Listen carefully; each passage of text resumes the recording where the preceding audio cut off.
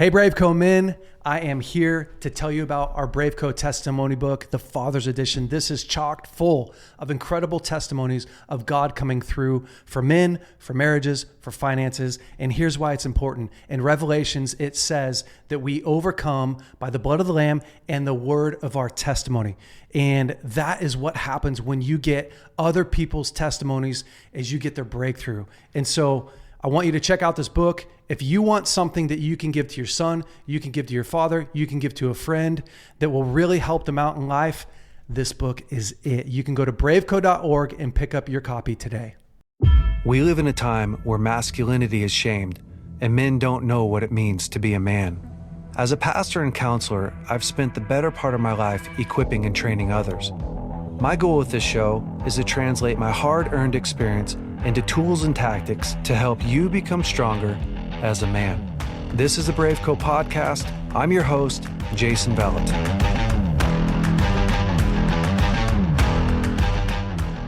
Welcome to the BraveCo podcast, men. This week, I'm going solo. We're going to talk about success fueled by failure. Thomas Edison was one of the most successful innovators in American history. He was the Wizard of Menlo Park, a larger-than-life hero who seemed almost magical for the way he snatched ideas from thin air. But the man also stumbled sometimes tremendously. In response to a question about his missteps, Edison once said, "I've not failed 10,000 times. I've successfully found 10,000 ways that will not work." Leonard de Graaf, an archivist at the Thomas Edison National Historical Park, explores the inventor's prolific career in his new book, Edison and the Rise of Innovation.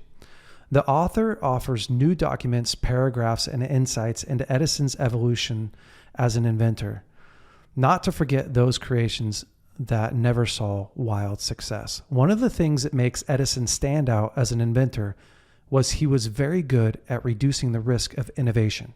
He's not an inventor that depends on just one thing, de Graaf says. He knows that if one idea or one product doesn't do well, he has others that can make up for it.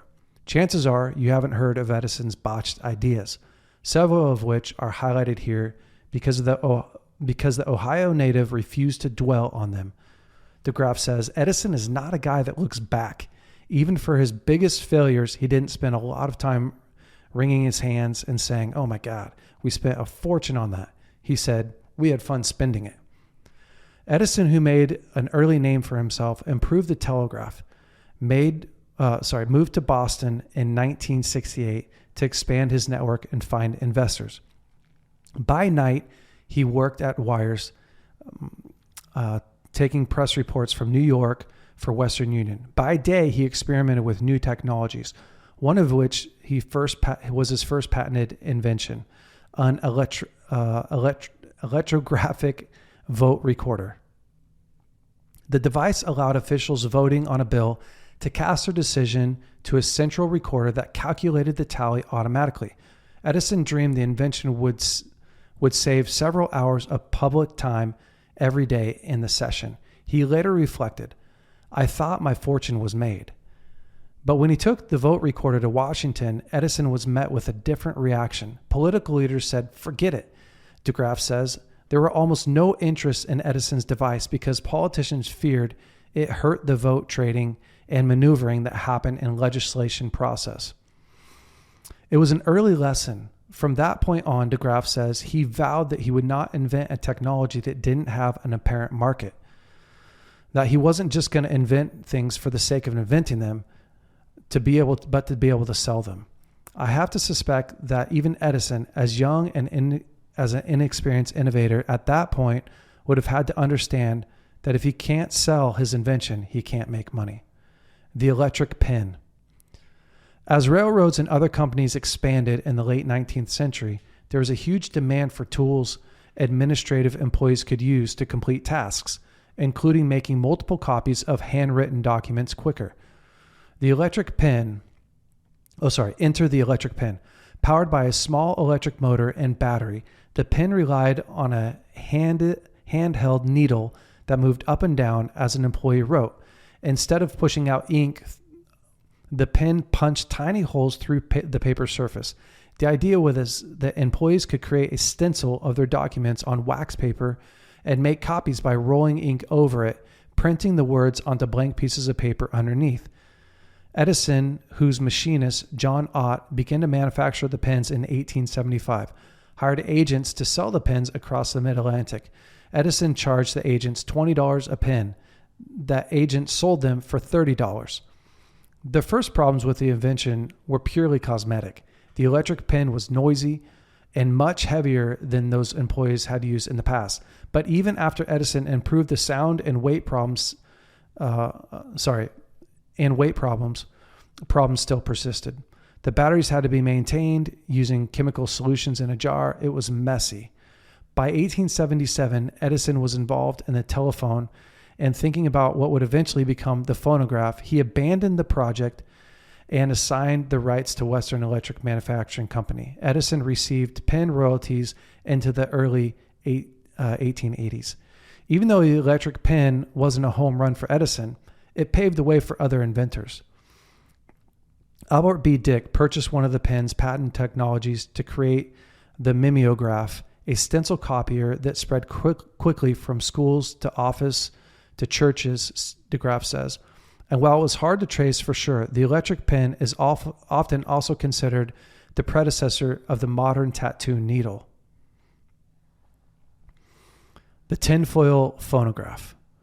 Edison debuted one of his most successful inventions in phonograph in 1888.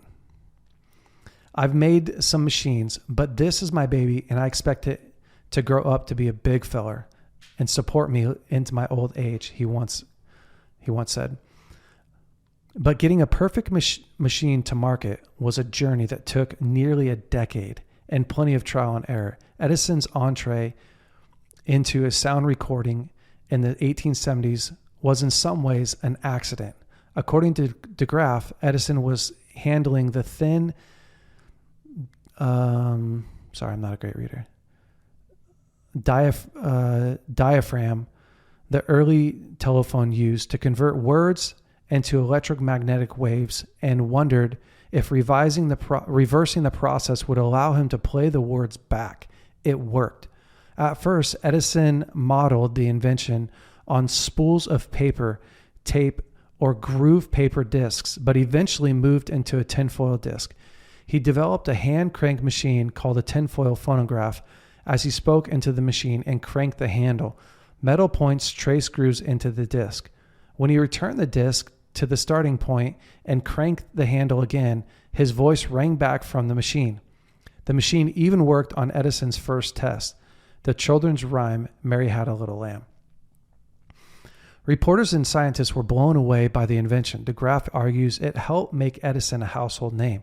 He took the device to demonstrate up and down the East Coast, even making midnight visits to President Rutherford B. Hayes at the White House, and eventually organized exhibits across the country. Edison imagined music boxes, talking clocks and dolls, speech education tools, talking books for the blind, but without a clear marketing strategy, the device did not have a target purpose or audience. As the man who ran the exhibitions tour told Edison, interest was soon exhausted. Only two small groups were invested in it, those who could afford to indulge in the novelty and the scientists interested in the technology behind it. The machines also took skill and patience. The tinfoil sheet was delicate and easily damaged, which meant it could only be used once or twice and couldn't be stored for a long period of time. When Edison revisited the machine 10 years later, he was more involved in both the marketing and the medium, which eventually changed to a wax cylinder, and his invention took off. The talking doll. When he opened a lab in West Orange, New Jersey in late 1887, Edison decided that he wanted to turn out new inventions quickly and hand them over to factories to be manufactured and sold. What he earned from those sales would be put back into the lab and sustain him. He didn't want to complicate things. He wanted to do projects he could turn out in a short time that would turn a profit. Amongst the first of these attempts was the talking doll. If you've ever owned a talking doll, and who didn't love to pull the string, Woody from Toy Story, you ought to thank Edison. Edison crafted a small version of his phonograph and put it inside the dolls he imported from Germany. He hoped to have the doll ready for Christmas in 1888, but production issues kept the dolls from hitting the market until March 1890. Almost immediately, the toys began coming back. Consumers complained they were too fragile and broke easily in the hands of young girls. Even the slightest bump down the stairs could cause the mechanism to come loose. Some reported that the toy's voice grew fainter only after an hour of use. Beyond that, the dolls didn't exactly sound like sweet companions. Their voice was just ghastly, DeGraff says. Edison reacted quickly. By April, less than a month after they were first shipped to consumers, the dolls were off the market. The swift move was one of the strongest indications of Edison's attitude toward failure and how he operated when faced with it. Ore mills and separators. For years, Edison corresponded with miners throughout the United States. The deposits of ore along the East Coast, Ohio, Pennsylvania, were littered with the non-ferrous rock that had been removed before the ore was smelted, DeGraff explains. In 1880, Edison envisioned an ore separator with powerful electromagnetics that could parse the fine ore particles from rocks, depositing them into two different bins. But he wasn't alone. At the same time, there were more than 20 small-scale ore separators being tested on eastern iron beds. To give himself a competitive advantage, Edison constructed several large-scale plants he believed could process up to 5 tons of ore a day, DeGraff says. After opening and closing a few small experimental plants, he constructed a plant near Ogdensburg, New Jersey, which gave him access to 19,000 acres of minerals.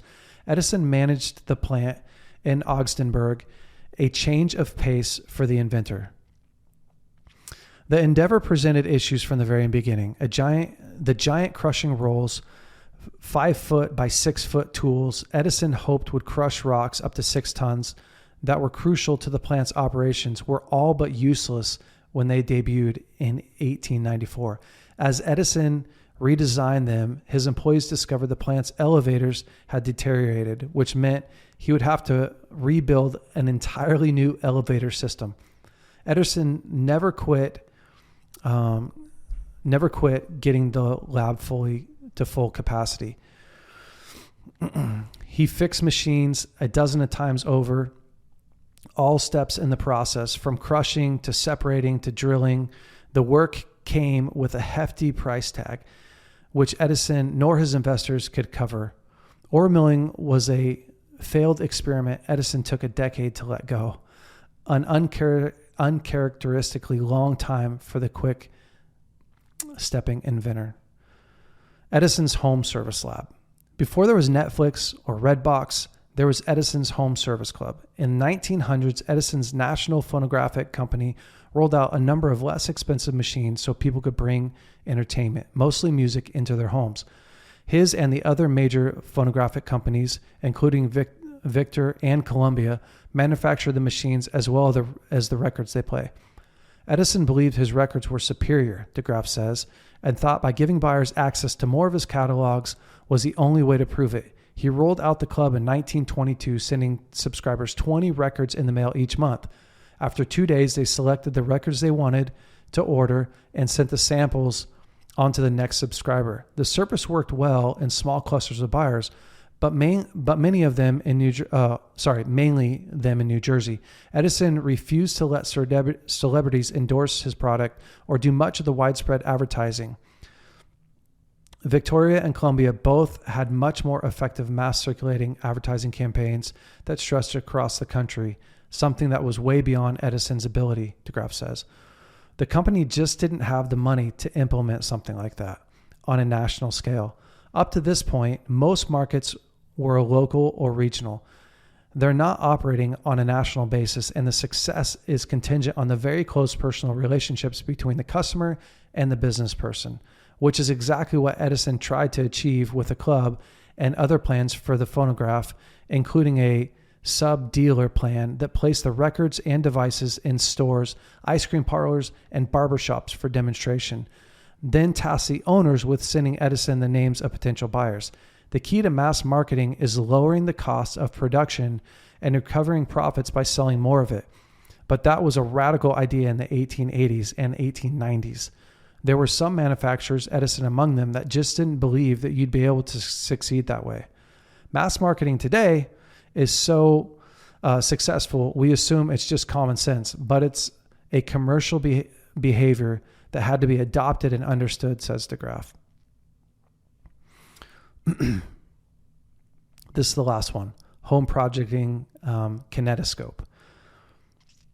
After early success with a motion picture camera, Edison introduced a motion picture projector for non-commercial use in 1912 with the idea that they could serve as an important education tools for churches, schools, civic organizations, and the home. The machines were just too expensive though, and he struggled to create a catalog of films that appealed to customers. Of the 2,500 machines shipped out to dealers, only 500 were sold. Some of the kinetoscope's issues mirrored the problems Edison encountered in other failed projects. Edison is a very good hardware guy, but does have problems with software, DeGraff says. The cylinder player that powered the tinfoil phonograph worked beautifully, for instance, but it was the disc that caused Edison's problems. With a home theater, the films themselves, not the players, were faulty. Edison experimented with the production motion pictures, expanding his catalog to include 1 and 2 reel movies, from documentaries to comedies and dramas. In 1911, he made $200,000 to $230,000 a year, between $5.1 and $5.8 million in today's money from his business. But in 1915, people favored long feature films over educational films and short films. For whatever reason, Edison was not delivering that. Some dealers told him point blank, "You're not releasing films that people want to see, and that's a problem." That's the part of the problem with understanding Edison. You have to look at what he does and what other people are saying about him, because he doesn't spend a lot of time writing about what he's doing. He's so busy doing it. I think his impatience with that sort of navel gazing. Anyways, why did I read all of that about Thomas Edison's life? When I look back, we all know Thomas Edison's probably most famous invention was the light bulb.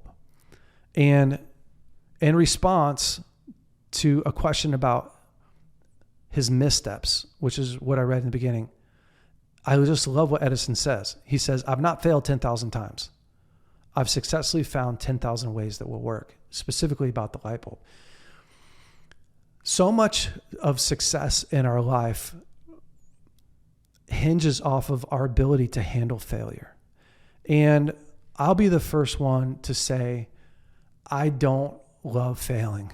I don't love the idea. I don't love knowing that in order to reach success, I'm going to have to go failure by failure by failure, because the truth is that the road to success is paved by failures. My friend once told me, feedback is the mother of learning. See, we all like to be successful. We all like to do things that lead to success. We love to taste success because there's so much reward in it. But the truth is that if we can't learn how to fail, if we can't blend failure and success together, you'll never actually reach success. And I think Thomas Edison was kind of a master at letting the failure of one project be the momentum for another project. The other thing is, I think he let that failure not only teach him something, but the pain of the failure just kind of roll off of his back. And when I look at my life, there's different places in my life where, I feel like failure, the fear of failure has held me back so much and reduced my world to be small, especially early on. I remember the first time I was going to write a counseling manual, because that's what I did for a long time. I mean, I've just done it forever. And finally, my dad was really encouraging me, hey, you need to write this manual and, kind of get your tools out there to the people who want to learn them. And I was like, yeah, that's a great idea. I'd love to do that. So I sat down and I started to kind of outline what the counseling manual would look like. And then I just put the project aside, and I put it aside for 6 months. And my dad sat down with me and he's like, hey, how's that project going? And I'm like, oh, it's going okay. I'm doing all right. And about, a couple months later, he would ask me again, hey, how's that project going? And I'd be like, oh, it's okay. Yeah, I've been really busy. And finally, like a year and a half later, my dad said, hey, did you ever finish that manual? And I was like, oh, no, but I didn't know why. And I sat down with him. He said, son, why haven't you finished the manual? And I was like, I don't even know, Dad. And as I verbally processed, I heard myself say out loud, I just feel like I'm just afraid that I'm going to write this manual and then people are going to read it and be like, oh, those principles suck. They're not actually good. Or that I'll finish it and no one will want it. And he was like, oh yeah, no, I get that. So he said, hey, let's send what you have to the best guy that we know. So I know this guy who's got 3 PhDs, and he's a psychologist, cool guy. And so my dad sent it to him and said, hey, this is what my son's working on. We want some real feedback. Please don't hold back. Let us know where it's at. And I was hoping that he was going to come back and be like, hey, listen, this sucks. Because I was terrified, right? I was terrified of looking like a failure. I just wanted to be done with the project. And he wrote back and said, hey, Chris, I've gone through all this stuff. It's brilliant. It's really, really good. Yeah, this is legit. You guys should move forward with this. And then I was like, dang, right? Because then it removed the excuses. But what happened is I had to, in order to get to accomplishment in my life, I had to look at failure, and I had to be okay with failure. And man, it's so tough to not give up when you don't feel like you're doing good. It's also, guys, if you're not okay with failure, you begin to reduce your world down to what you are good at and what you know you can be good at. And think about it like this. If you don't feel like a great husband, are you going to go home early when you finish work, or are you going to stay at work and find a reason to keep working? If you're good at work, you're going to stay at work. If you feel really successful at work, but you don't feel super successful with your kids, you're going to find excuses, find reasons, find ways to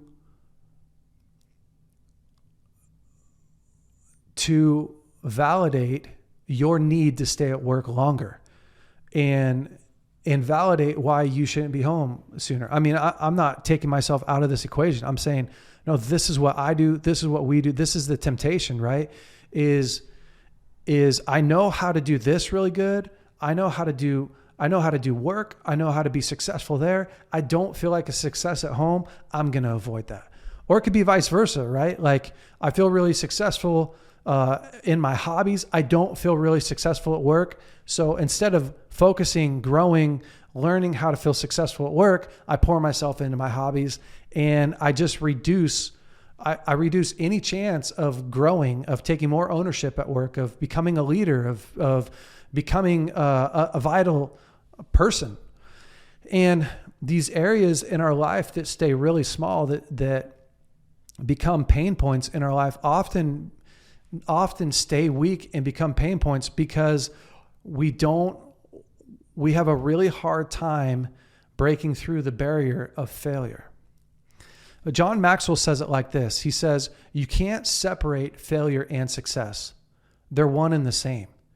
Because part of the process that happens inside of failure, right, is you learn from your mistake, which to me is, in life, we shouldn't be the judge.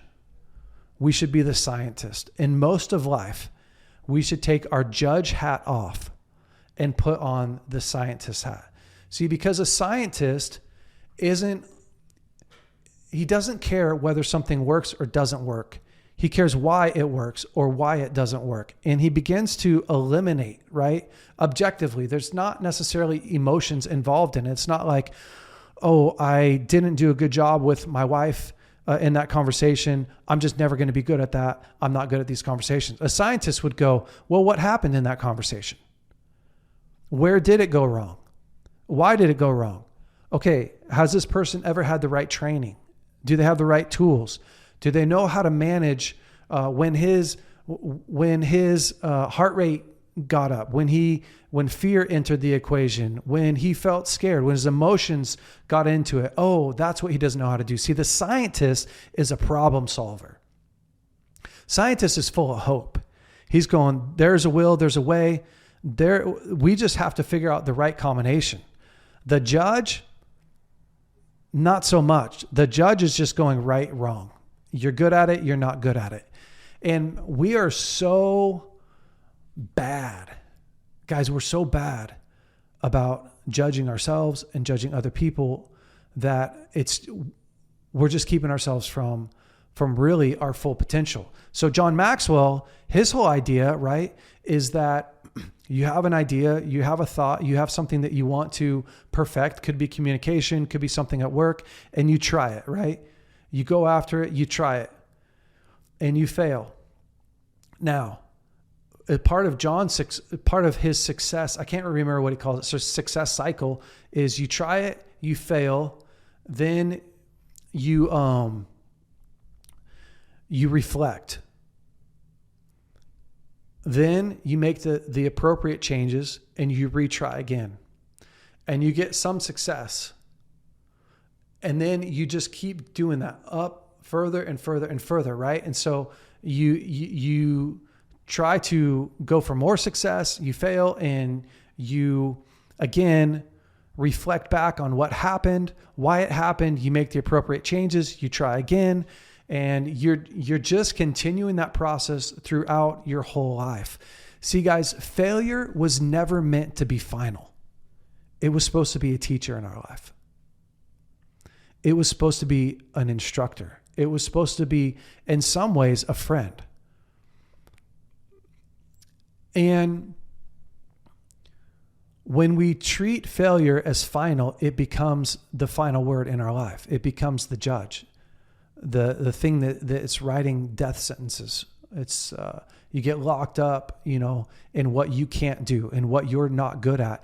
And a lot of us are locked up inside of this prison of what you can't do, what you're not good of. You're held inside of this prison, and the guy that's holding you is the fear of failure.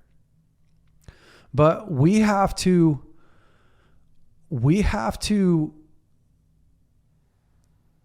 challenge and change the way that we think about that.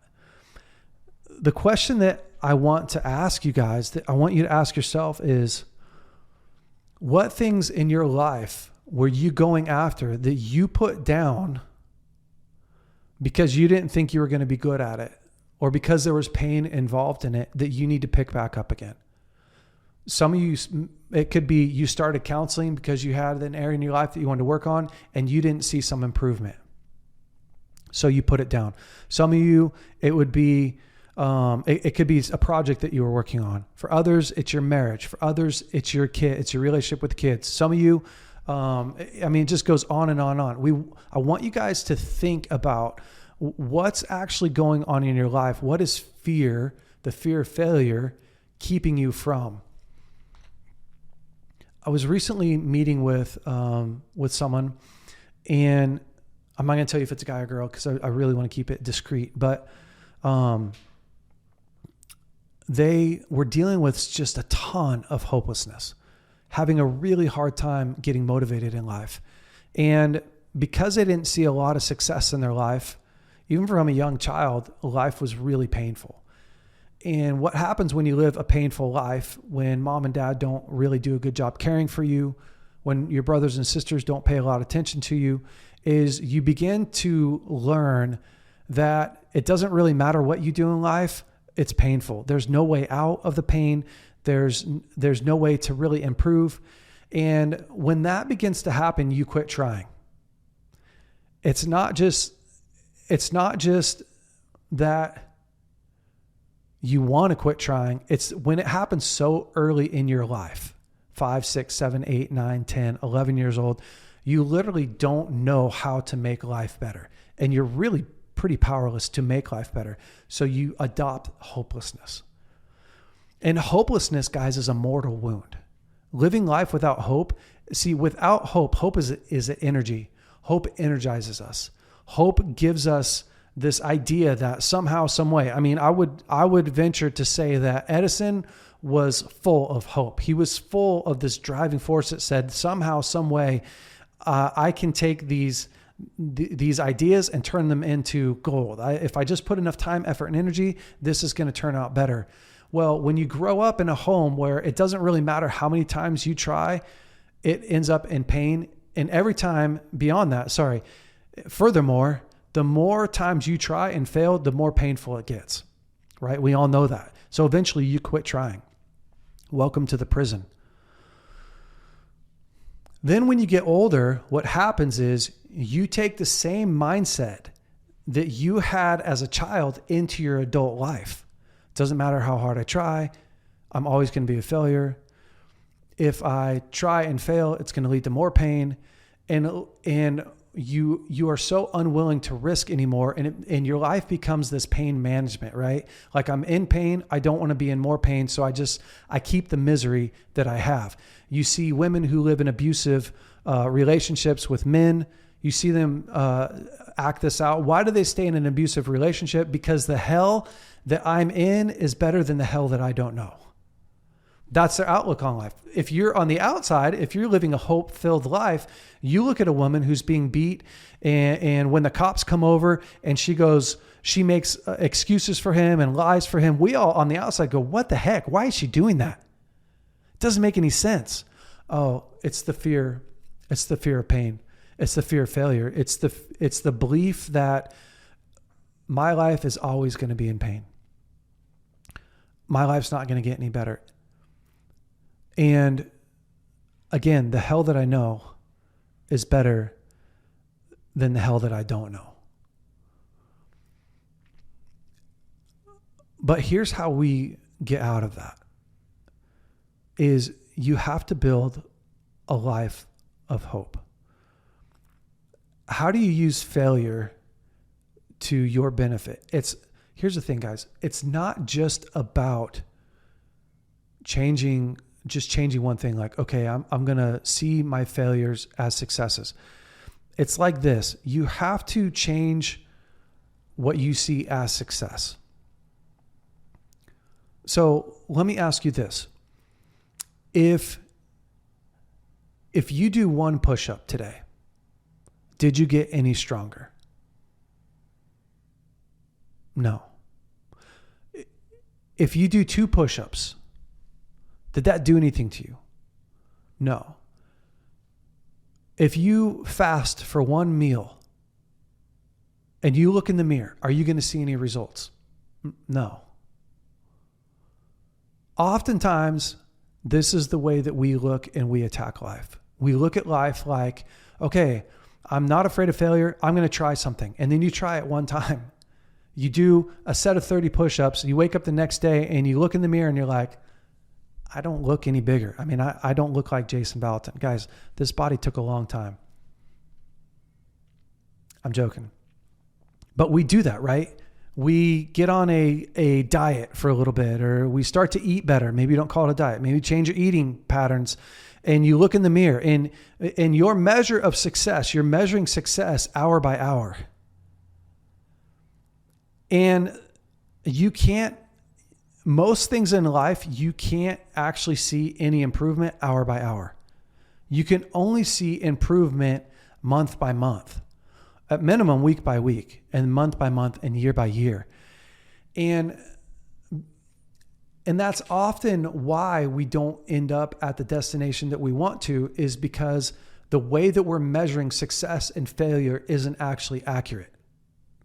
It's not actually accurate. And when I was having a conversation with this person in my office, they were saying, man, everything that I try just doesn't work. Everything that I do, it just ends up not working out. And I started asking, like, well, how long did you try? What's your measurement of success? How many times did you try? Because here's the thing, guys, if you do 500 push-ups in a day, are you going to change? If you only do it one day, you're not going to see any growth. See, I would rather do 20 push-ups a day times whatever, 60 days, than to do 500 push-ups one day. It's about consistency. It's about being steady. It's about continuing the journey, continuing the process. It's about building off of the last rep that you did and continuing to stack all those up. It's like a guy who's in a ton of debt, right? Let's say he's in $40,000 debt. And he's walking down this road where he's picking up dollars. And he gets to throw those dollars that he picks up at his debt. And he gets 20 days into it. And he goes, are you kidding me? I still have $39,980 to pay. I've been at this for 10 days. I'm quitting. When our perspective,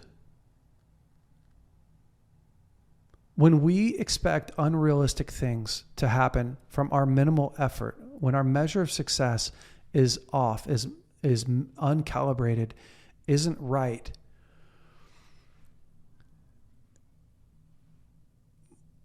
we begin to quit long before we could ever expect to see really great results. Guys, anything in your life that you're really going to be proud of, that you're going to really look back on and go, man, this is my light bulb moment. This is my Edison's light bulb. Edison fails 10,000 times or more at creating the light bulb. But the important thing isn't how many times he failed. The important thing, the only thing that we care about, me and you, is the fact that he got it right one time. Same with Michael Jordan. I saw a quote the other day. It said Michael Jordan was saying, I've missed, I don't even know how many shots. It was like over 9,000 shots in the NBA. None of us are thinking about the shots that he missed.